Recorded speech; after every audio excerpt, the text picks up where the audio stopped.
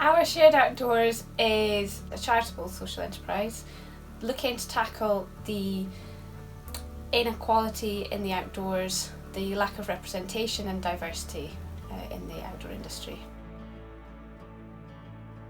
The outdoor activity I enjoy and practice the most is long distance walking, so on national trails or routes of my own, either in Scotland or abroad.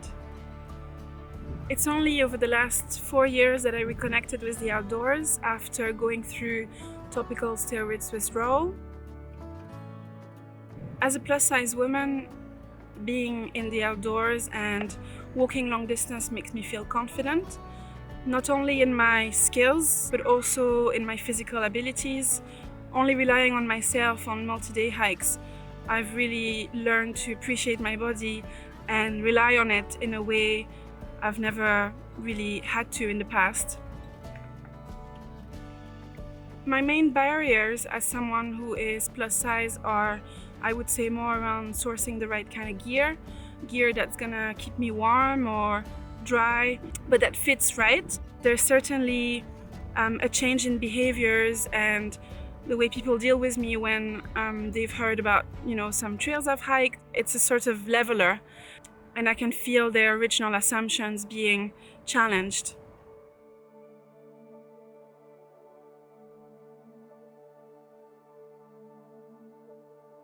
I'm a climber, a cyclist, a swimmer, a runner. I kayak when I can, and I love just going outdoors and being outside. Getting outdoors is everything. It's tied to my mental and physical well-being. I think it's important to remember that these spaces don't exist in a vacuum, away from other societal ills. They're not void of sexism, racism, elitism, snobbery, queerphobia, ableism, and other prejudices that people hold in society and that therefore permeate the outdoor spaces. In my own case, I've experienced elitism. I've had my gear scoffed at or joked about by fellow climbers or cyclists. And in terms of sexism, that's something that I've experienced regularly, both in cities and on mountains. I've been singled out by people on the paths and on the crags and on roads and made to feel inadequate precisely because I am a woman. I think it's incredibly important finding people who nourish safe spaces where you can be yourself and not let your goals be dictated by other people's expectations of what, for instance, a climber should be like or what a cyclist should be doing, how far you should be running. And I think it's important as well to kind of find these spaces where you can build trust and appreciation for each other beyond our abilities.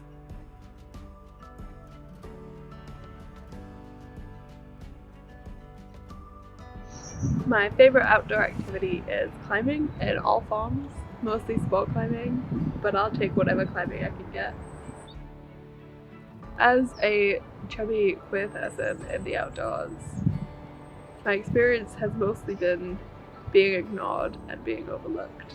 I've noticed, if I've been out teaching a male or a masculine presenting person how to climb, most people at the wall, especially other guides, they always direct their questions and their conversation towards who I'm teaching and assume that they're the ones with the knowledge and expertise.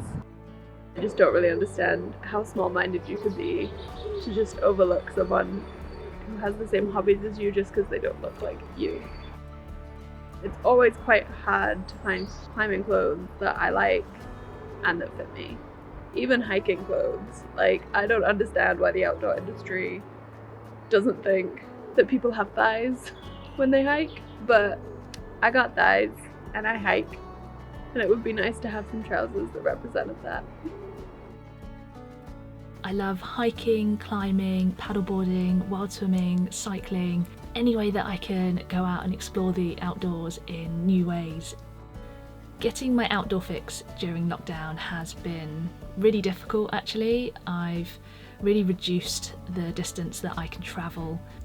So for the time being, I've been doing local walks around the local area, and that's been really lovely actually. But I couldn't resist getting a paddling pool for the garden to try and get some kind of wild swimming, wild dipping experience. In general, my relationship to landscapes and to the outdoors is just one of just tremendous love and respect. I love expansive views and I love being out in woodlands and Just seeing the diversity that is out there and is in Mother Nature is just an incredible way for me to manage my anxiety. So for me, my relationship generally with the outdoors is one of self-care, really. In terms of advertising, I never see East Asian people and rarely see LGBTQ+ people represented in those kinds of promotional materials. And so personally for me, that makes me feel as if I'm excluded. It makes me feel as if the outdoors is not for me, which is a whole heap of rubbish. If I had been advertised to, if I had seen someone looking like me in these adverts and in these promotional materials, my introduction to the outdoors might have been a whole lot earlier. I might have gained all of the benefits of spending time in the outdoors and developed my confidence and my competence in the outdoors a whole lot sooner. I've always kind of been into the outdoors. Our parents took us out when we were younger, and then when I left school I decided that I wanted to go into outdoor instructing as a job. So I started OSO because I saw a need for it, and through conversations with friends talking about how there was these disparities in the outdoor industry about who accessed and used these spaces. OSO is tackling the lack of diversity in the outdoors. We've got a few ways we're going to be doing this. So at the moment we're on social media and providing educational resources. We are planning to be running film events that focus on athletes and outdoors people from these underrepresented communities. We're going to set up a mentorship scheme and offer funding support, so help folk write funding applications so they can get money towards qualifications or skills courses. And then as a collective we're also going to be advocating to governing bodies, associations, organisations, brands for how they can help uplift these underrepresented communities. Wanting to support these safe spaces and encourage the emergence of community, spreading and sharing awareness and experience to tackle these prejudices that people experience in the outdoors and the barriers that flow from that. And starting up conversations about support and allyship, and equipping people with the confidence to speak up and call out or call in, and making sure that people feel like the outdoors is a place that they can feel safe and welcomed. I'd really love to see way better representation in marketing materials. It's not good enough to say that the adventurers and the athletes aren't out there, because they are. I've seen them.